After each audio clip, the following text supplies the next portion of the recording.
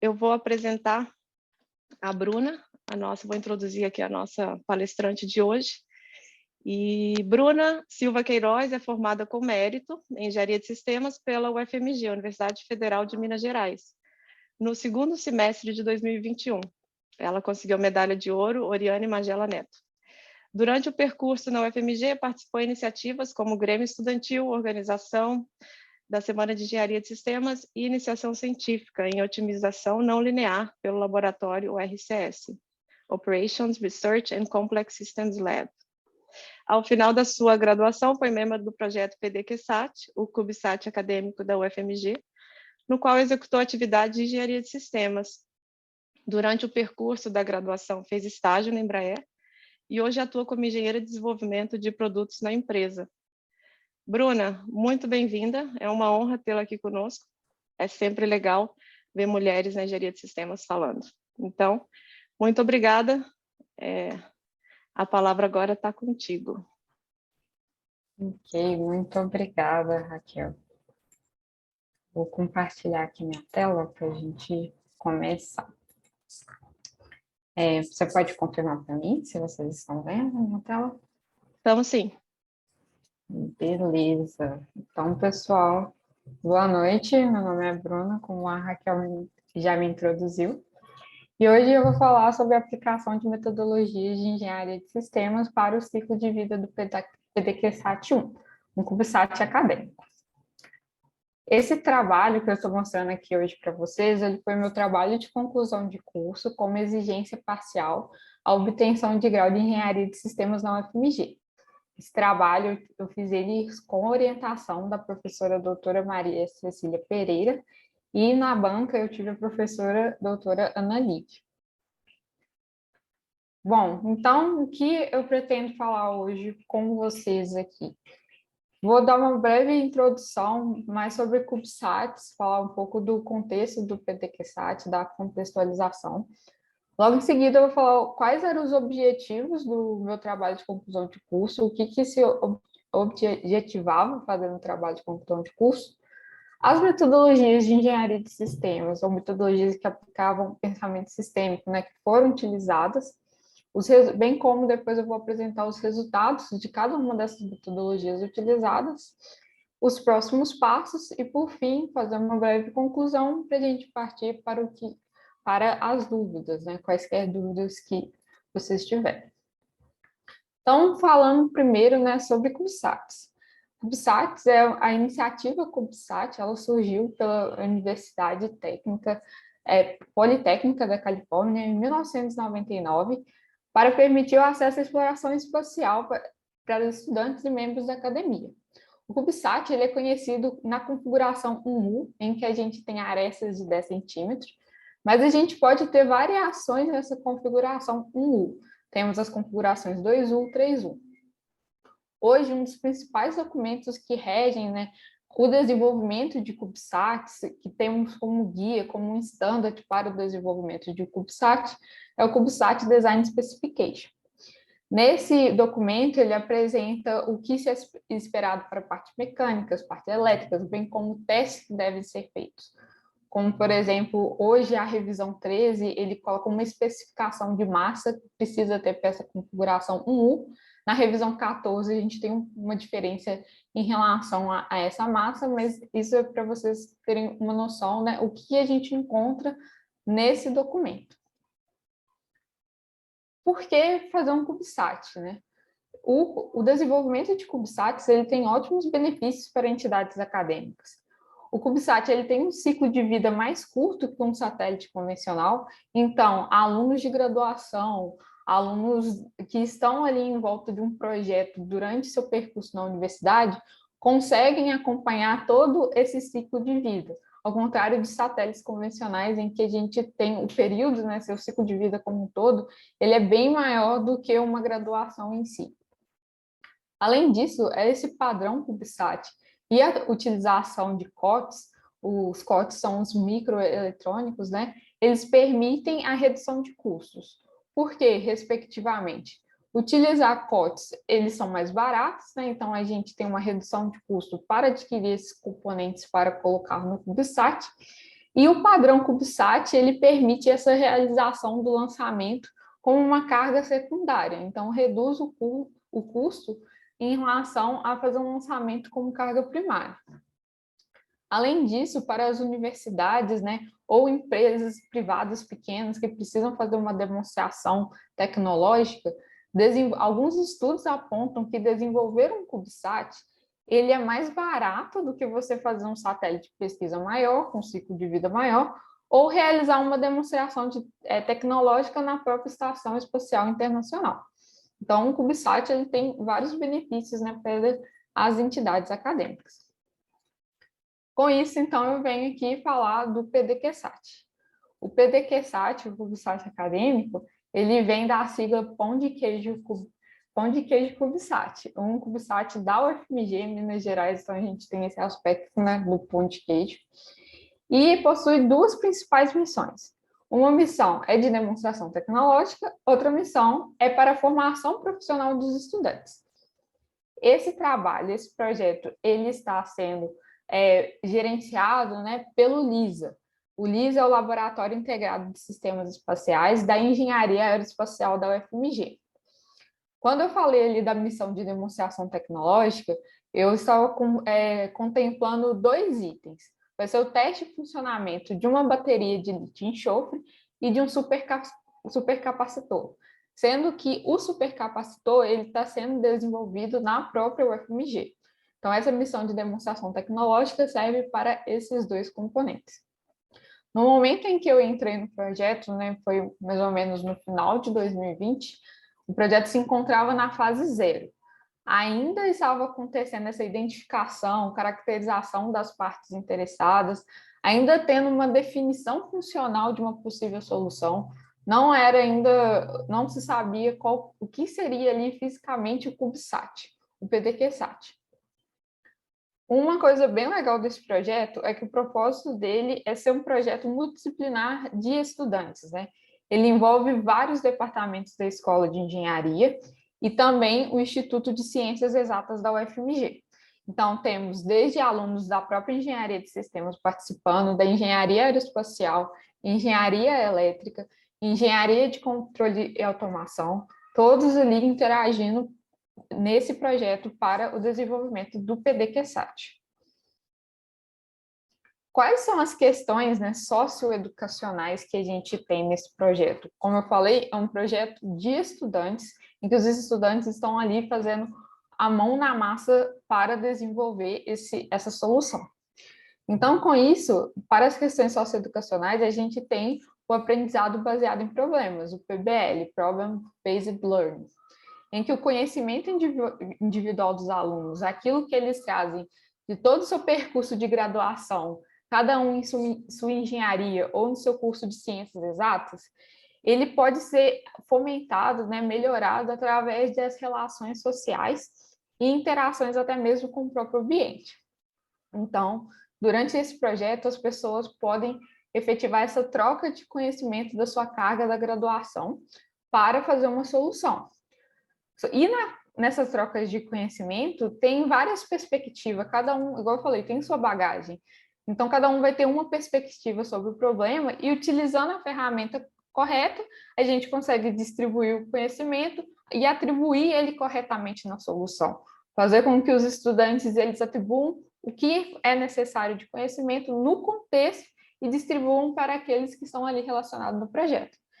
Então, é a consolidação de dado problema para a construção de um CubeSat. Então, a engenharia de sistemas, ela serve como uma ótima ferramenta para esse projeto, que a gente tem essa interação entre os estudantes. O porquê? Porque a engenharia de sistema, ela possui esse caráter mais multidisciplinar e ela vai ser trabalhada como uma ferramenta para construir de forma rastreável uma solução de um dado problema a ser resolvido pelos alunos. Os alunos têm um problema, precisam fazer uma solução. Então, essa interação multidisciplinar permite, né, com a engenharia de sistemas, que eles não vejam o PDQSat só na caixinha de atuação deles, né? Eles vejam, com a engenharia de sistemas, o PDQSat como um todo. Pensem nas interfaces, consigam pensar no ciclo de vida do PDQSat e ter essa preocupação desde o início. Igual eu falei, quando eu entrei, estava na fase 0.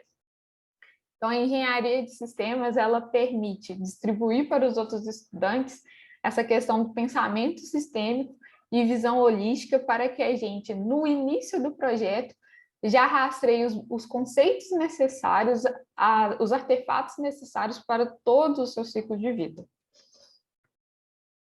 Então, com isso, vem o meu trabalho de conclusão de curso, que o objetivo dele era justamente apresentar metodologias de engenharia de sistemas para conseguir entender o espaço do problema, o que isso precisa ser resolvido, quais são as fronteiras desse problema, quais são as fronteiras para a construção de uma solução, o levantar as necessidades dos stakeholders, alunos, que compreende nos alunos, estudantes de vários laboratórios, professores, que estão envolvidos na definição das possíveis funções para esse CubeSat. Além disso, um dos objetivos do meu trabalho de conclusão de curso era apresentar a possibilidade para escrita e rastreabilidade dos demais artefatos produzidos durante esse projeto e uma metodologia para análise de piores cenários de perigo para o sistema, justamente para dar para os alunos essa visão de que desde o início do projeto a gente precisa pensar na segurança e integridade da solução e bem como escrever requisitos para isso. Então, as metodologias utilizadas e apontadas no meu trabalho foram 4. Uma para captura e levantamento das necessidades dos stakeholders. Então, me apoiei tanto em materiais do SE-Book quanto do Encode Handbook. O Model-Based Systems Engineering, a engenharia de sistemas baseada em modelos, utilizando o método Arcadia através do software open source Capella. O método para análise de cenários de pior caso através do System Theoretic Process Analysis, do STPA, e uma proposta de escrita de requisitos do sistema, apoiando-se tanto no Encode Handbook quanto dos materiais das disciplinas de engenharia de sistemas da própria UFMG.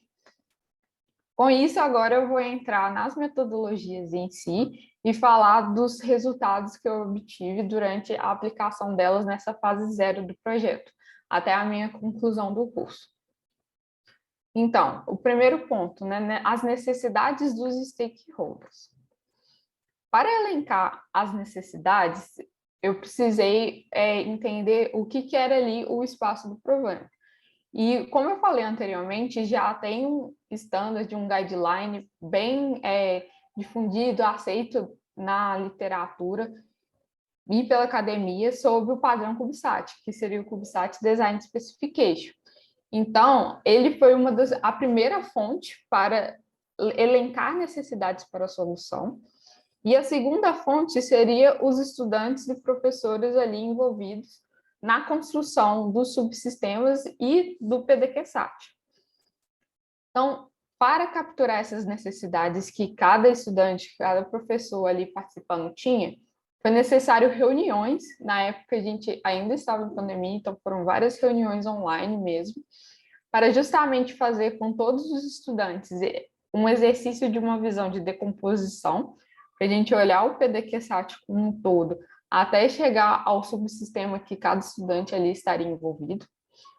Tentar elencar nessas reuniões quais eram as principais preocupações que os stakeholders tinham em relação a risco, a perda de valor, possíveis restrições que podiam existir na solução, possíveis interações que a gente precisava tomar um cuidado ou prestar mais atenção no momento de construir a solução, até mesmo a questão de prontidão dos estudantes, né, que precisariam ter para trabalhar com determinada parte do PDQ-SAT ou com determinado subsistema, os testes para levantamento da solução, o que poderia ser feito ali para analisar e comparar uma solução com a outra.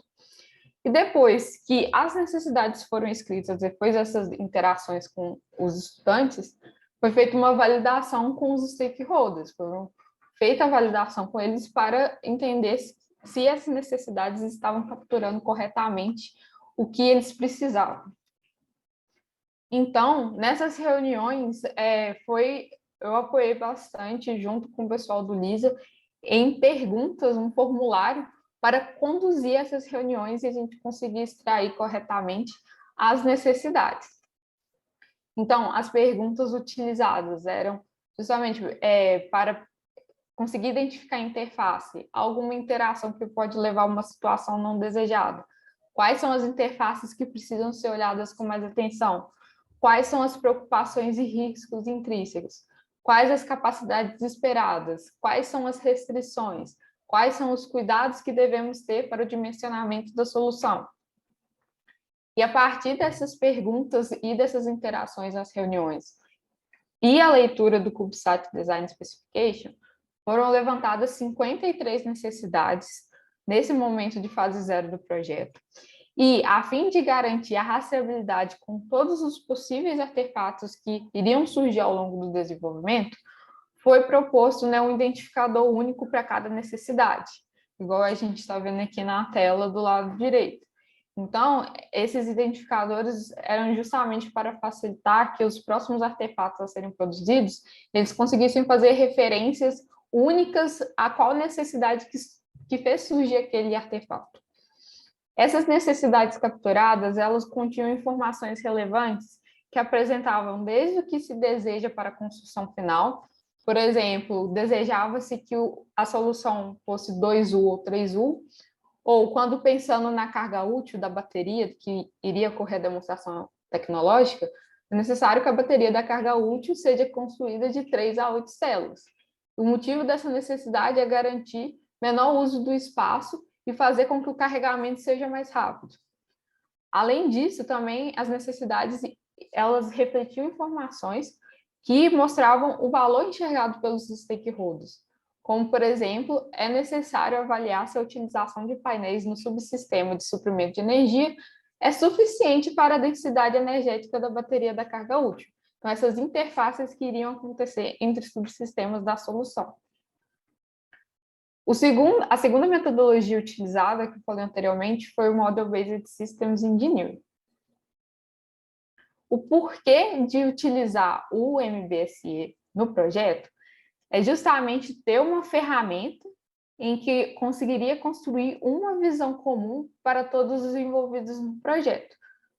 Como havia várias interações, alunos de diversos cursos nessas conversas para a solução, era necessário ter uma forma, né, bem visual para todos estarem, vamos dizer, na mesma página. Então, com o MBSE, foi possível ter a discussão da solução e ter essas visualizações de restrições da solução, o que deveria se pensar para conseguir definir a órbita, como que seria, né, a interface da comunicação da solução em si com o segmento solo. E, além disso, o MBSE ele foi ótimo para melhorar uma perspectiva de o que é missão, o que é necessidade esperada para ser cumprida e o que é função do sistema. Dividir o pensamento em partes para a gente não começar na fase zero, né? Falar o sistema precisa fazer isso, isso e isso, mas a gente não sabe o porquê do sistema precisar fazer isso. Então, o MVC ele também foi uma ferramenta que ajudou a introduzir os conceitos de engenharia de sistemas nas fases iniciais, como, por exemplo, o que fazer, né?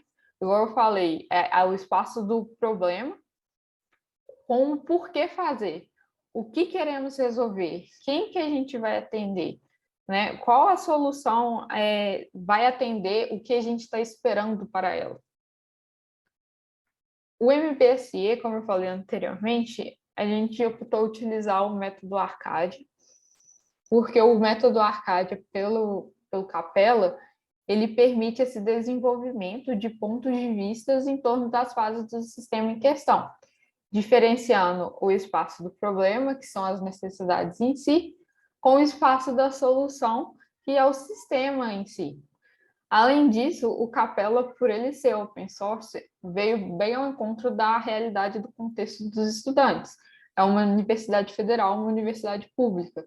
Então, utilizar uma ferramenta open source é sempre bem-vinda para o desenvolvimento de um projeto.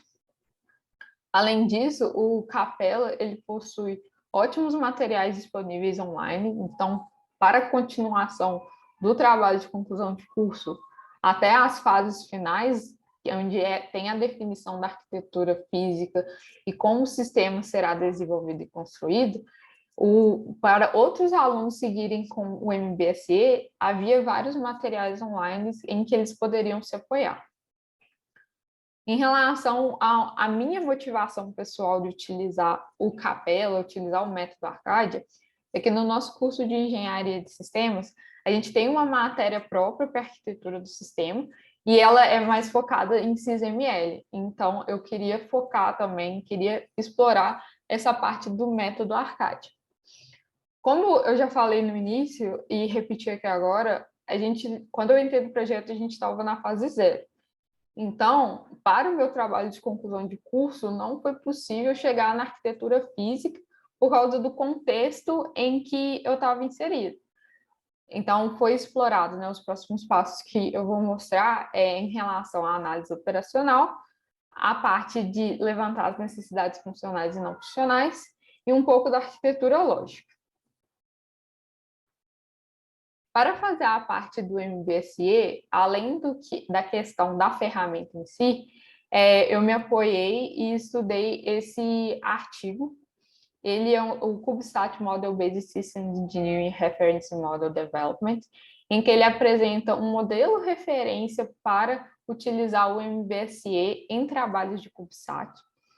Esse artigo, né, ele apresenta as seguintes etapas para o MBSE. Você primeiro fazer o domínio da missão organizacional, justamente para mostrar a relação entre as necessidades de todos ali envolvidos nessa missão organizacional e os requisitos. Logo em seguida, na etapa de arquitetura funcional, como executar a missão, né, mostrar a execução da missão e as conexões lógicas ali entre os componentes. Como fazer depois esse desdobramento dos requisitos da solução para os segmentos, né? Segmento solo e espacial, que são segmentos que precisam ter a comunicação, tem uma interface ali com a solução em determinado momento do seu ciclo de vida. E a arquitetura física, como fazer a arquitetura física do sistema de interesse. Então, esse foi um dos trabalhos em que eu me apoiei para fazer meu trabalho de conclusão de curso. E como eu falei, precisei tirar dúvidas da ferramenta em si, então para isso foi utilizado o Capella Tutorial, que eu acho que ele é bem conhecido, que é o tutorial do Capella em que você explora a parte de fazer um brinquedo, uma catapulta ali de brinquedo, então ele foi bem útil para me ajudar nas soluções em relação à ferramenta em si. E em questão do método Arcadia, eu utilizei o material do professor Cerqueira, um material que está online no site do professor, chamado Arcadia Primer. E antes de eu continuar falando dos meus resultados, né, essa parte do MBSE foi bem legal, ela resultou em vários modelos, várias visualizações, e com isso eu e minha professora orientadora Maria Cecília Pereira, a gente fez um artigo e submeteu no IAA esse ano. Esse artigo ele foi aprovado, ele será publicado ainda, ele não foi publicado, mas a gente vai fazer a apresentação dele já em novembro. Então, trouxe aqui mais para mostrar para vocês. E os resultados que eu vou mostrar agora são os resultados que eu apresentei na sessão do meu trabalho de conclusão de curso. Então, a primeira parte, né, a análise operacional. É necessário definir o domínio do CubeSat. Então, nesse momento, era olhar para o nosso problema e elencar todos os atores operacionais, aqueles atores que estariam envolvidos no momento de operação do PDQ-SAT, bem como os outros stakeholders e entidades organizacionais que iriam atuar durante todo o ciclo de vida. Então, foi primeiro esse reconhecimento de quem que está envolvido ali na solução. Então, a gente fez isso nessa análise operacional, né? Beleza, agora que a gente tinha definido as entidades, como que elas estavam relacionadas? Como que os atores operacionais iriam fazer interfaces e o que era necessário de atividades para eles durante a execução da solução. Então, com o Capella, com o MBSE, a gente conseguiu fazer essas ligações. de como o LISA, que é o Laboratório Integrado de Sistemas Espaciais, precisava de informações do laboratório responsável por analisar a bateria de lítio-enxofre, como ele estava relacionado com o laboratório do supercapacitor, bem como os estudantes estavam envolvidos na solução, quem que seriam os principais apoiadores ali desse desenvolvimento da solução e as interfaces que teríamos como segmento de lançamento e segmento solo. Então, essa primeira análise operacional era justamente para conseguirmos entendermos onde estávamos situados, qual que era o espaço do problema. Logo em seguida, veio a análise do sistema. Na análise do sistema, a gente focou, em pegar as missões, aquilo que era esperado para o PDQ-SAT, e quais seriam as capacidades que meus stakeholders estavam esperando para que essa solução cumpra. Então, como eu falei anteriormente, a missão de demonstração tecnológica, ela foi dividida em duas: demonstrar a tecnologia de uma bateria lítio-enxofre e demonstrar a tecnologia de um supercapacitor. Essas missões, elas estão relacionadas às capacidades que a gente espera que a solução cumpra, que é a questão de analisar o comportamento da bateria de lítio-enxofre, porque é uma missão de demonstração tecnológica, manter a carga útil em operação e analisar o comportamento do supercapacitor. Mas, para isso, a gente não poderia esquecer a principal missão também, que era o desenvolvimento da mão de obra especializada, porque a gente tem os estudantes ali atuando para construir uma solução e, futuramente, em operação, analisar todos os dados de demonstração tecnológica provenientes dessas missões. Então, logo em seguida, a gente mapeou como que essas missões elas estavam relacionadas às entidades definidas anteriormente. A quais entidades definidas anteriormente essas missões estavam relacionadas. Com isso, na fase de análise do sistema, a arquitetura final que eu estou mostrando aqui agora, ela mostra as funções dos sistemas necessárias para a gente cumprir com aquelas capacidades e, por fim, cumprir com as missões. Então, foi elencado as principais funções que, no momento em que a gente estava no PDQ-SAT ali produzindo esse modelo, fazia sentido e seria necessário rastrear. Então, fatores em relação à capacidade de demonstrar, analisar a bateria, a gente colocou o que a gente precisava de função que a nossa solução, independente de qual que ela seja, precisava fazer, como, por exemplo, precisava controlar a bateria, ter uma função para monitorar a tensão da bateria, porque tanto o monitoramento da tensão quanto da corrente consegue me dar resultados da demonstração tecnológica, monitorar a temperatura da bateria, e com isso a ligação dessas funções com as demais funções da solução que sustentam a carga útil, a bateria aqui nesse caso. Além disso, a construção desse diagrama, ele foi importante também para a gente ver as interações que a solução teria com os demais elementos atuando em sua operação. Então, qual que seria a influência de um elemento considerado ali o elemento operacional, seria o espaço, qual que seria a interação para o segmento solo, o segmento de lançamento e como o LISA, nesse caso dessa arquitetura que eu estou mostrando agora para vocês, como que está relacionado com o laboratório da bateria de lítio-enxofre. A segunda arquitetura que eu estou mostrando para vocês é em relação à arquitetura do sistema para a missão de demonstração tecnológica do supercapacitor. Então, nessa arquitetura, a gente tem a visão das funções. Algumas funções são as mesmas, apresentadas anteriormente, com diferenciação em relação às funções esperadas para a missão de demonstração tecnológica do supercapacitor.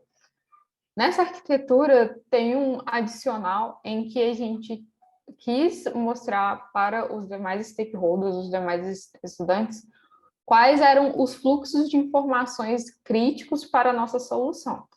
A importância de ver esse fluxo de informação crítico é justamente ver o efeito de perda, caso algum problema aconteça na interação ou numa função em si, o que iria ocasionar, o que a gente poderia ter de resultado. Então, foi explorado também essa questão do fluxo de informações na arquitetura do sistema. Como eu falei com vocês quando eu estava mostrando essas duas arquiteturas, elas foram produzidas mais ao final da etapa de análise do sistema. Antes, até chegar nessa arquitetura, primeiro foi feito o trabalho de construir o cenário das atividades funcionais, e aqui está nos dois extremos da tela, em que essas atividades operacionais que eram esperadas para a solução, ou para as entidades que estão linkadas ali com o meu sistema, elas foram colocadas no diagrama, né, de uma forma sequencial, para a gente ver o momento de acontecimento de cada uma forma temporal. É só uma visualização, vamos dizer assim.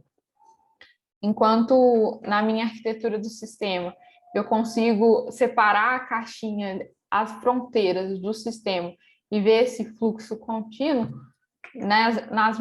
nos meus diagramas eu conseguiria ver uma atividade temporal, como é a relação temporal dessas atividades e dessas funções. Então, como eu falei anteriormente, nesse momento de discussões da solução, em que precisávamos estabelecer o que eu espero para a minha solução, o que eu preciso da minha solução para cumprir com minhas capacidades, os diagramas, os modelos, eles foram uma ótima ferramenta para apoiar essas discussões. Não foi o primeiro modelo que, quando construído, já estava correto. Nas interações com os vários stakeholders e com os demais estudantes, conseguíamos ver, essa função aqui precisa ser de tal forma, essa interface aqui a gente não está conseguindo visualizar. Está faltando uma outra interface com o nosso ambiente operacional. Então, foi uma ótima ferramenta para conseguir conduzir essas discussões, e no trabalho aqui, mostrando para vocês, é o que a gente chegou até o momento que eu estava, né, na fase final. Além disso, né, para construir esse fluxo de informação, nesse caso, a gente tem os diagramas para justamente mostrar só eles, né? Então, ao invés de eu ter uma arquitetura do sistema em si, eu tenho uma arquitetura em que eu consigo ver apenas o fluxo das atividades. Cada diagrama tem sua importância dependendo do contexto que você está trabalhando. Se era uma discussão em relação a ver interfaces da solução com as demais entidades, os diagramas de arquitetura do sistema eram utilizados para apoiar isso. Se não, eram utilizados diagramas de atividades. Por fim, na parte do MVSE, foi feita a arquitetura lógica. Na arquitetura lógica, as funções são as mesmas estabelecidas na análise do sistema, mas aqui a gente tem um detalhamento maior em relação àquilo que é a carga útil, que cumpre com a missão, com a bateria e o supercapacitor, e quais funções são da plataforma, que seria a estrutura, computador de bordo, suprimento de energia, controle térmico, comunicação, determinação de controle de atitude e órbita. Aqui mostrando para vocês, né, são as mesmas funções, mas agora a gente tem essa visualização de divisão. Está agora tendo a decomposição da minha solução para aquilo que vai fazer, aquilo específico que vai cumprir com essas funções. Bom, agora eu vou para uma das últimas metodologias apresentadas no meu trabalho, que foi o STPA. O STPA, ele tem como os autores Alan C. Leveson e John Thomas, né? E a premissa dele é que os acidentes podem ser causados por interações inseguras entre os componentes dos sistemas em uma situação em que os componentes em si não apresentam falhas. Ou seja, ter aquela visão, né? Cada estudante com sua carga do seu curso, olhando para um componente, fazendo análises nos próprios componentes, às vezes não é suficiente para prever alguma interação insegura.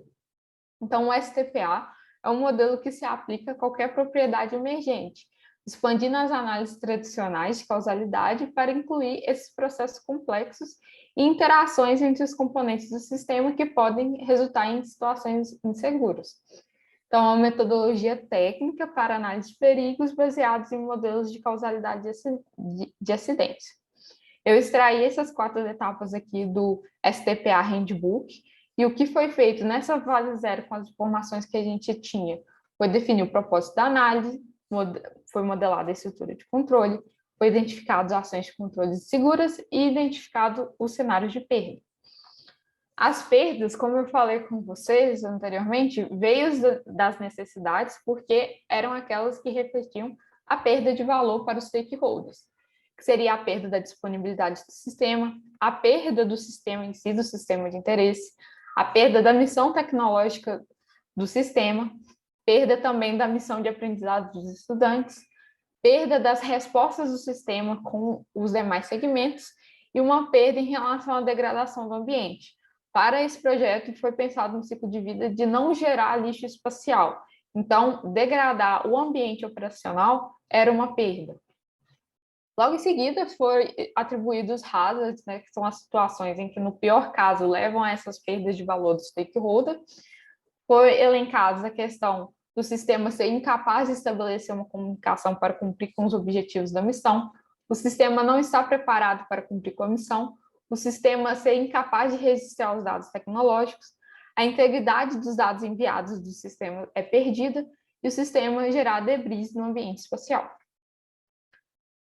Já elencando os hazards, foi possível colocar restrições a nível do sistema que fundamentam até os requisitos para a solução. Então, essas restrições a nível do sistema seria que o sistema integrado ele deve ser testado antes de entrar em operação, justamente para garantir o cumprimento da missão. O sistema deve reentrar na atmosfera ao final do seu ciclo de vida. Os dados enviados pelo sistema devem ser mantidos e manuseados de forma correta. O sistema de comunicação deve ser mantido em piores casos de cenários espaciais. O sistema deve ser capaz de ser reiniciado. Logo em seguida, foi feita a estrutura de controle, em que a gente relatou e mostrou como que o LISA, o laboratório, ele estava relacionado, ele mandava ações de controles para o segmento solo, e como esse segmento solo mandaria ações de controle para a minha solução, para o meu PDQ-SAT, como dentro da solução a plataforma faz uma ação de controle para manter a carga útil em funcionamento, e com isso a carga útil retorna os dados das tecnologias que ela para fazer a missão de demonstração tecnológica. Dessa forma, a gente há uma resposta para o segmento solo por via da telemetria, e o segmento solo passa para o LISA os dados da operação. Os estudantes da UFMG, nessa estrutura de controle, estão relacionados no LISA em relação a saber os requisitos do sistema, saber as decisões do projeto, justamente para fazer as análises de resultados, mostrar os resultados dos testes, fazer a análise de integrações, resultados do próprio desenvolvimento em si. Após definir a estrutura de controle, para cada ação de controle que a gente tinha nessa estrutura, foi identificado ações de controle não seguras, nos seguintes situações: prover causa perigo, não prover causa perigo, muito cedo, muito tarde ou fora de ordem, interrompido muito cedo ou aplicado por muito tempo. Um exemplo relacionado à ação de controle, como você anteriormente, solicitação de reiniciar o satélite, para a situação de não prover causa perigo, a gente conseguiu levantar a seguinte situação: o LISA não solicita ao segmento solo que o PDQ-SAT seja reiniciado quando há falhas na operação do sistema. A partir dessas ações de controles não seguras, foi também possível elencar cenários. Com esses cenários, a gente tem dados para o projeto que pode direcionar algumas decisões, até mesmo colocar novos requisitos para o projeto em si, em que a gente consiga lidar com o ciclo de vida sem situações não esperadas. Então, aqui eu estou mostrando para vocês um exemplo de cenários possíveis para essa ação de controle não segura. Então, qual que seria, né, os próximos passos do TCC? Na questão do meu TCC, igual eu falei, a gente estava na fase 0, então ainda não era o momento de escrever requisitos. Estávamos levantando necessidades, levantando as funções necessárias para cumprir com as capacidades esperadas pelos stakeholders. Então, com isso, o trabalho de conclusão de curso, ele mostrou apenas uma proposta de garantir a rastreabilidade, né, desses artefatos iniciais com os requisitos que seriam elaborados. Então, foi colocada uma proposta para como fazer identificadores e manter essas rastreabilidades entre modelos e necessidades, como uma forma de garantir a consistência entre esses requisitos, ter a completude, elencar também a criticalidade de cada requisito e fazer uma classificação de acordo com o tipo dele. Por exemplo, se é um requisito que está vindo da arquitetura, um requisito funcional que está vindo das funções da arquitetura, é um requisito que está vindo de uma restrição do STPA, a gente tem um requisito aí não funcional, é um requisito de uma restrição. Com isso, o TCC ele apresentou essas propostas para, quando chegasse a fase de escrever os requisitos, a gente conseguisse manter essa coesão e rastreabilidade com os demais artefatos produzidos. Além disso, igual eu falei, estávamos na fase 0. Então, à medida que o trabalho seguisse, seria necessário, o trabalho aqui eu digo projeto, seria necessário seguir com captura de mais necessidades, se tivesse novos stakeholders ou alguma decisão ali que mudasse a direção do projeto, refinar os modelos identificados mais funções, elaborar mais possibilidades e configurações arquitetura-lógica para essas análises de trade-offs, elaborar a arquitetura física e refinar a análise STPA. Hoje, eu trabalho no projeto PDQ-SAT como orientadora de uma estudante que ela justamente está continuando essa parte do MBSE. Então, eu, como engenheira, né, eu ainda estou acompanhando o projeto, mas, assim, esse trabalho de conclusão de curso foi justamente para mostrar para alunos de graduação que é possível, sim, aplicar engenharia de sistemas e a gente conseguir ter uma rastreabilidade e garantir todo o ciclo de vida do PDQ-SAT, para que ele entre bem em operação. Então, pessoal, com isso eu agradeço essa oportunidade de apresentar aqui para vocês sobre o PDQ-SAT, meu trabalho de conclusão de curso, e demais dúvidas ou comentários podem também enviar por e-mail se quiserem conversar comigo sobre ele ou sobre o meu trabalho de conclusão de curso. Muito obrigada, pessoal. Obrigada, Bruna. A gente já teve comentário aqui pedindo sobre o seu TCC, se depois você puder compartilhar, se tiver algum link, né, aberto no chat, você pode compartilhar. E muito legal, eu não conhecia o CubeSat, e eu, como mineira, adorei o nome aí, né, do pão de queijo, achei bem interessante. Você pode falar para a gente o que você acha que foi bom assim na tua graduação, as matérias na tua formação que te ajudaram nesse projeto? Então, em relação às matérias da graduação, um momento assim na engenharia de sistemas da UFMG que eu acho que foi muito importante foi os laboratórios de projeto. São disciplinas que a gente tem, são vários laboratórios de projetos que a gente tem ao longo do curso, sendo que no primeiro a gente já tem essa visão de ciclo de vida, de requisito, de necessidade e rastreabilidade, e nos seguintes são atividades práticas, em que você precisa exercitar, né, os conceitos vistos no primeiro laboratório. Então, para mim, essas disciplinas foram fundamentais, porque era sempre você lidar com um problema no início ali do semestre e construir uma solução, ou levantar necessidades, levantar requisitos ao longo do semestre. Então, era uma atividade bem mão na massa e a gente conseguia fazer esse paralelo, né, entre os conceitos vistos de engenharia de sistemas com as atividades que eram para a disciplina. Demais atividades também da UFMG, disciplinas que me ajudaram, são as de resolução de problemas, como teoria da decisão, técnicas de modelagem. Então, tudo isso fundamentou bastante para que tivesse esse olhar no todo, essa visão sistêmica, pensamento sistêmico para executar no projeto. Legal. Agora, falando sobre a arquitetura MBSI, eu vi que você usou, né, como parte da metodologia. Aliás, nosso patrocinador deve estar bem contente, né? Legal ver o método Arcade com o Capella, que é open source, em projetos acadêmicos como esse. Mas eu vi, por que vocês não apresentaram outras arquiteturas candidatas? Vocês chegaram a fazer essa análise?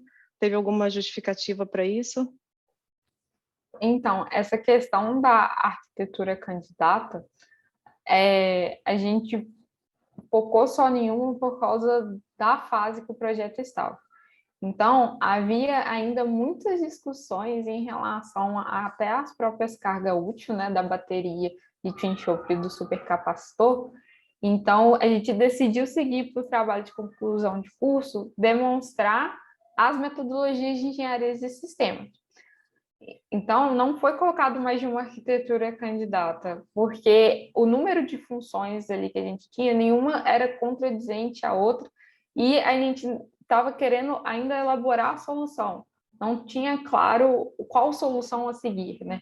Então, à medida que, por exemplo, como eu falei, o trabalho que está prosseguindo agora, é que a gente tem mais interações com os stakeholders, a gente tem mais informações e estudos, outros trabalhos também de outros alunos seguindo ali no projeto, a gente consegue ter essa visão mais clara de e se a gente explorar tal arquitetura? E se a gente explorar outra arquitetura? Quais são os prós e contras? Então, o meu trabalho ele foi para introduzir o conceito da importância e o porquê utilizar. Até a questão do Capella, ele foi bem útil, né? Igual eu falei, open source, os estudantes têm mais essa facilidade de quando o material ele é gratuito e tem materiais online, de ficar trabalhando com essa ferramenta. Então, ali era para apresentar o conceito, como que deveríamos fazer as coisas para um próximo trabalho pegar essa parte, já refinar a solução, apresentar possibilidades a partir dos outros trabalhos que também foram surgindo à medida que, depois que eu formei, e fazer essa análise de trade-off de qual solução a ser seguida. Legal, a gente tem duas perguntas aqui da nossa audiência. A primeira é, como foi a interação com outras disciplinas de engenharia neste projeto? E se foi difícil mostrar a importância de Systems Engineering para o projeto? Essa questão, eu entendo que não foi difícil, porque as pessoas tinham bastante a curiosidade e a vontade de entender o todo. O Systems Engineering, no caso, como às vezes era um conceito novo, né, para os outros estudantes de engenharia, então precisava ir desde o trabalho ali de necessidades, falar assim, gente, vamos visualizar o todo primeiro, o que você quer que seja cumprido e não o que você quer que faça, antes de ficar entrando em detalhamento, eu quero componente X e Y. Ou primeiro fazer a pergunta, o que você espera que seja feito? Então, as pessoas, quando elas escutavam essas perguntas, nessas interações, tinha uma susceptibilidade bem grande. Então, eu acredito que o trabalho assim, com essa interação com o Systems Engineering possibilitou que outros estudantes que não eram da engenharia de sistema também tivessem esse pensamento sistêmico. E a questão de como que foi as interações com as outras engenharias foi interessante porque para mim, porque ao construir arquitetura ali na parte das funções, eu, pelo curso de engenharia de sistema, não conseguiria falar todas as funções em si. Eu precisava da interação com os estudantes que tinham conhecimento da aeroespacial ou da engenharia eletrônica por causa da bateria, ou com o pessoal do supercapacitor, da química, ter essa interação para saber quais as funções necessárias e quais as interfaces. Então, sem as interações, assim, as funções poderiam não estar corretas. Então, para garantir que a arquitetura ali mostrada do sistema estava correta, foi necessária essa interação com as outras engenharias, com os outros estudantes, para garantir isso. Legal, dá para ver que esse exercício, né, na área acadêmica é bem rico, principalmente para preparar a pessoa, né, para o mercado de trabalho. Bom, acho que ainda temos que responder a última aqui. Bruna, quais foram os maiores desafios para a captura das necessidades dos stakeholders do PDQ-SAT? Essa pergunta, até eu falei um pouco anteriormente, né? O desafio foi justamente colocar a visão de decomposição e a visão do todo em todos, porque acaba que quando o estudante chega, né, ou até mesmo os correlacionados, os professores, eles chegam para o projeto, vem com essa carga do que você aprendeu do seu curso. Então, você está preocupado do seu subsistema para fazer aquele circuito, fazer aquele software, ou desenvolver aquela antena, está muito preocupado com isso, porque você quer executar, é o que você aprendeu e você está ali no projeto. Então, era questão de fazer as perguntas certas para exercitar a visão. Então, assim, não, mas não é qual componente você quer que tenha, é o que você espera que essa parte faça. Quais interações, quais interfaces você considera que tem um risco ali, que a gente precisa olhar com mais atenção. Em relação até à parte operacional, o que você tem de preocupação no momento do lançamento? O que você tem de preocupação em operação? Então, os desafios era tentar tirar essa visão ali do componente, né, do que o aluno estava ali para fazer em relação ao subsistema, e construir essa visão do todo, para ver as interações não só entre os subsistemas, como da solução com o seu ambiente operacional. Legal, e quem participou ontem da conferência ouviu um pouco sobre isso, né, na palestra sobre os hemisférios cerebrais. Então, é legal ver as coisas se linkando. Bom, acho que o nosso tempo está chegando no final. Deu para ver aqui no chat muita gente agradecendo e te parabenizando. Então, mais uma vez, aí, obrigada pela disponibilidade, pela participação. É um prazer ter esse tipo de apresentação aqui com a gente, ainda mais envolvendo universidades brasileiras, né? Então, legal, gente. Obrigada.